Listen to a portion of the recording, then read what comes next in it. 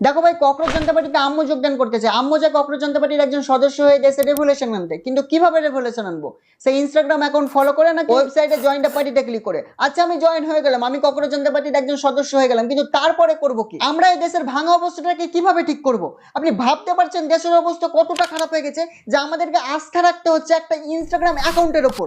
আমরা দেশের সরকারের উপর আস্থা হারিয়ে ফেলেছি। আর আস্থা হারানোরই কথা। যে দেশের সরকার এমপ্লয়মেন্ট দিতে পারছে না, সঠিকভাবে শিক্ষা দিতে পারছে না, দেশের সব থেকে যে সমস্ত বড় পরীক্ষাগুলো সেগুলোর পেপার লিক আটকাতে পারছে না, সে সরকারের উপর আস্থা হারানোরই কথা। সরকার এগুলোতে কোনো স্ট্রিক্ট অ্যাক্টিভিটি নিচ্ছে না। মাঝে মধ্যে আসছে, এসে বলছে যে কয়েকদিন থেকে গ্যাস পাওয়া যাবে না, ডিজেল কম পোড়াতে হবে, পেট্রোল কম পোড়াতে হবে, সোনা কেনা বন্ধ করে দাও। কেন ভাই? আমরা কেন করব? আমরা কেন সঠিক সময় গ্যাস পাবো না, পেট্রোল কম পোড়াবো?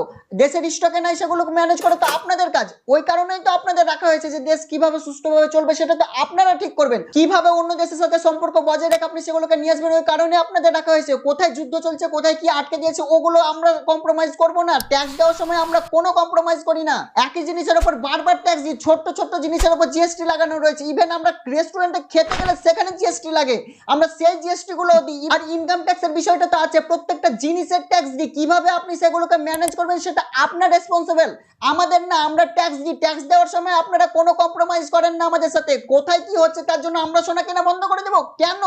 স্টকের সোনা আপনারা নিয়ে আসবেন, আমরা না। আপনার দেশের বেকারদেরকে লেজি বলা হচ্ছে। আপনি তাদের কাজ তো দিয়ে দেখেন, তারা কতটা কাজ করতে পারে, কি কতটা লেজি আপনি তো তখন বুঝতে পারবেন। আপনি তো সঠিকভাবে এমপ্লয়মেন্টই দিতে পারছেন না। এই বেকাররা গিয়ে সিজেপি কে মাসিয়া মনে করছে যে হ্যাঁ কিছু একটা করে দেখাবে, কিছু একটা আস্থা তাদের উপর রাখছে।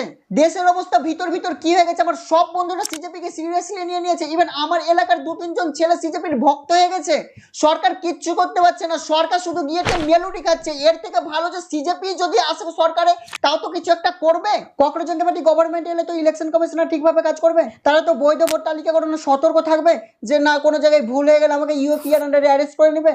ইউপিএ মূলত টেররিজমের লাগে। দেশদ্রোহী বা দেশের সংবিধান বিরোধী কোনো কাজকর্ম, এক কথা সন্ত্রাসীদের উপর এ আন্ডারে অ্যারেস্ট করা হয়, ইউপিএর আন্ডারে।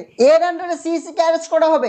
দেশের কোনো বৈধ ভোটারকে যখন তার ভোট দেওয়া থেকে বাদ দেওয়া হবে, তার যে অধিকার, সে অধিকার থেকে যখন তার অধিকার হনন করা হবে, তখন সেটা দেশদ্রোহীমূলকই কাজকর্ম।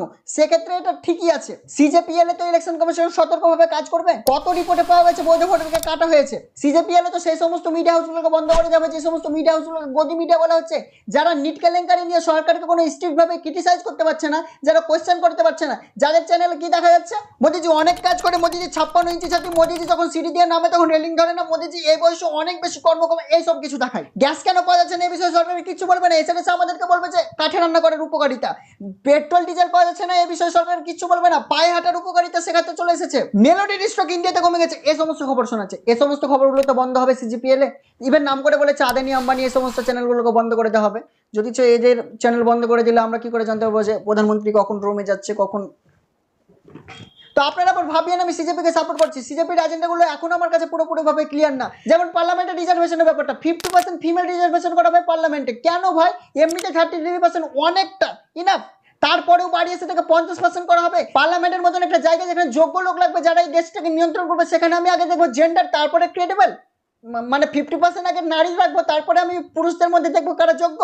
নারীরা এগিয়ে যাক, নারীরা পুরুষদের সাথে কাঁধে মিলিয়ে এগিয়ে যাক, এটা সবাই চাই। ইভেন আমিও চাই 50% কোনো 100% করে দেওয়া, তাতে কোনো অসুবিধা নেই। কিন্তু সেই 100% এর মধ্যে যেন যোগ্যরা থাকে, যোগ্য নারীরা থাকে, যারা পুরুষদের যে সিলেক্ট হয়নি সেই পুরুষদের থেকে যেন সেই নারীরা যোগ্য হয়।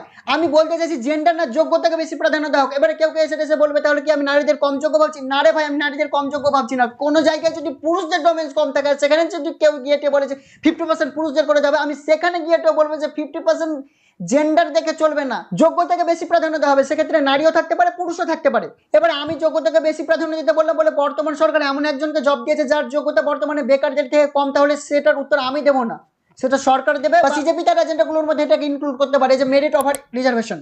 ককরোচ জনতা পার্টি যিনি বানিয়েছেন তিনি আম আদমি পার্টি সোশ্যাল মিডিয়া মার্কেটিংটা দেখতেন, তাই অনেকে এটাকে আম আদমি পার্টির সাথে লিঙ্ক করছে। ফাউন্ডারের সাথে সে ক্লারিফাই করছে যে না, এখন আর আমি আপের সাথে কাজ করছি না। যদি সে আম আদমি পার্টির সাথে কাজ করুক, কংগ্রেসের সাথে কাজ করুক, ইভেন বিজেপির সাথে কাজ করুক, তাতে কারো কোনো অসুবিধা নাই। সে এসে দেশে যদি ভালো কাজ করে, এই দেশকে যদি এগিয়ে নিয়ে যেতে পারে, তাহলে আমিও সিজেপিতে অ্যাড হতে চাই। আমি বলছি সিজেপিতে আমি অ্যাড হতে চাই। তিনি এজেন্ডাগুলোকে কতটা চালাকির সাথে লিখেছেন।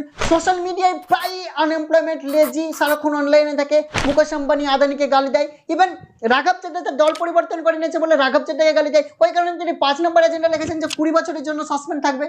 এবারে এটা বোঝাতে গিয়ে আমি বলেছিলাম যে যদি খারাপ দল থেকে ভালো দল আসে তাহলে তার জন্য 20 বছরের ব্যান।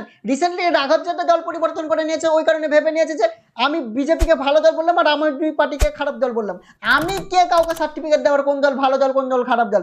আমি বলতে চাইছি যে ক্রিটিক্যালি ভাবে যদি একটু থিঙ্কিং করেন তাহলে 20 বছরের ব্যানটা খুবই বড় ব্যান।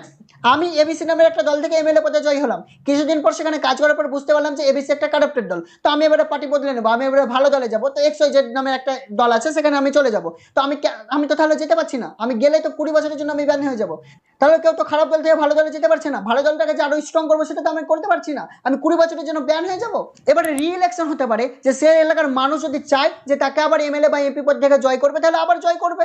সে যে দলেরই হোক না কেন, সে যদি একজন জনপ্রতিনিধি হয়, সে যদি মানুষের সেবার কাজে নিযুক্ত থাকে, সে যদি ভালোই সত্যিভাবে ভালো চায়, তাহলে অবশ্যই মানুষ তাকে আবার জেতাবে, সে XYZ দলেই থাকুক বা এবিসি দলেই থাকুক। ক্লিয়ার? আর ককরোচ জনতা পার্টির এজেন্ডার মধ্যে এডুকেশন, হেলথ, এমপ্লয়মেন্ট এসবের কোনো জিক্রি নেই। তাহলে ককরোচ জনতা পার্টির আনএমপ্লয়মেন্টের শুধু অনলাইনে প্রোটেস্টই করবে, কারণ তারা তো রাস্তায় নেমে রেভলিউশন আনবে না বলে দিয়েছে। তাহলে তারা শুধুমাত্র অনলাইনে প্রোটেস্টই করবে। জেনচিরা যদি ভেবে থাকে যে ককরোচ জনতা পার্টি সরকার গঠন করবে, তাহলে তাদের এজেন্ডাগুলোকে আগে ঠিক করতে হবে, গ্রাউন্ড লেভেলে নেমে কাজ করতে হবে। কারণ ইলেকশনে জেতার জন্য গ্রাউন্ড লেভেল ওয়ার্কিং সব থেকে জরুরি। আর এই গ্রাউন্ড লেভেল ওয়ার্কিং এরা এজেন্ডা বুঝে না, এরা শুধুমাত্র ফ্রি বিস পেলে হলো, প্রকল্প ভাতাতে ভর্তি করে দেবে এদের কাছে ডেভেলপমেন্ট একটা অড। এরা তাদেরকে ভোট দিবে যারা ভাতা বেশি দিতে পারবে। দিল্লি, ওয়েস্ট বেঙ্গল একটা উদাহরণ। আমি বলতে চাইছি ককরোচ জনতা পার্টিতে আমিও অ্যাড হতে চাই। এতক্ষণ ভিডিও দেখার পর যদি তোমার মনে হয় যে ককরোচ জনতা পার্টি সম্পর্কে আমি বুঝতে ভুল করেছি, তাহলে প্লিজ আমাকে ভালোভাবে ক্লিয়ারলি ভাবে বুঝিয়ে দাও ককরোচ জনতা পার্টি সম্পর্কে কমেন্টে।